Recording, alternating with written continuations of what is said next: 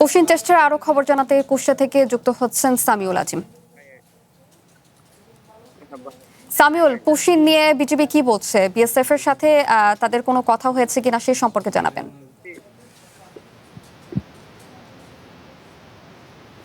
ধন্যবাদ শাওন। আপনি যেমনটি বলছিলেন, ঠিক কুষ্টিয়ার যে দৌলতপুর উপজেলার প্রাকপুর ইউনিয়নের যে সীমান্তবর্তী অঞ্চলটি আছে, সেই অঞ্চল দিয়ে আজ ভোর রাতে ঠিক যখন একদম ভোর রাতের সময় কিন্তু 12 জনকে আসলে পুশিং এর চেষ্টা করে বিএসএফ। ঠিক সেই সময় কিন্তু স্থানীয়রা আসলে বিজিবিকে খবর দিলে বিজিবি কিন্তু ঘটনাস্থলে এসে কিন্তু এই 12 জন পুশিং এর চেষ্টা কিন্তু প্রতিহত করে এবং প্রতিহত করে কিন্তু তাদেরকে সীমানা ইন্ডিয়ান সীমানার দিকে তাদেরকে কিন্তু সরাতে তারা কিন্তু উদ্ভূত হয় এবং কিন্তু তাদেরকে সরানোর জন্য এক পর্যায়ে চেষ্টা করে। এই 12 জনের মধ্যে কিন্তু নারী শিশু সহ কিন্তু বৃদ্ধাও কিন্তু এখানে রয়েছে। একদম আমাকে যদি বলতে হয় যে একদম 2 জন কিন্তু একদমই ছোট্ট দুধের শিশু কিন্তু এখানে কিন্তু তারা রয়েছেন এবং এই যে সীমানা যেটিকে দেখছেন সেটি কিন্তু ঠিক ওই একদম সীমানার তার কাটা 0 পয়েন্ট ঘেঁষেই কিন্তু তাদেরকে যে সীমানার যে ইন্ডিয়ান বিএসএফ এর যে ফ্লাড লাইট আছে সেই লাইটটি বন্ধ করে তারা কিন্তু ভোর রাতের সময় কিন্তু যে 12 জনকে পুশিং এর চেষ্টা করে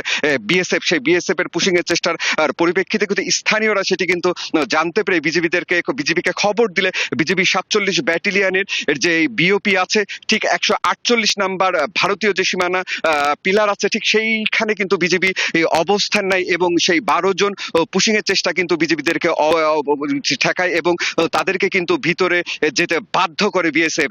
আমরা যতটুকু বিজিবির কর্তৃপক্ষের সাথে জানতে পেরেছি যে আজ বিকেল 5টায় এই পতাকা বৈঠকের মধ্য দিয়ে কিন্তু তারা এই 12 জন পুশিং এর কিভাবে ইন্ডিয়াতে ফেরত পাঠানো যায় এই বিষয়ে কিন্তু একটি আলোচনার কথা রয়েছে আমরা যতটুকু জানতে পেরেছি এবং স্থানীয়দের সাথে কথা বলেছি। তারা কিন্তু বলছে যে তাদের শরীরে এক বিন্দু রক্ত থাকা পর্যন্ত তারা কিন্তু ইন্ডিয়ান কোনো নাগরিককে বাংলাদেশে পুশিং হতে দেবে না, তারা কিন্তু এমনটি জানিয়েছিলেন। তো এই ছিল কুষ্টিয়া দৌলতপুর প্রাকপুর সীমানা থেকে পুশিং এর সর্বশেষ।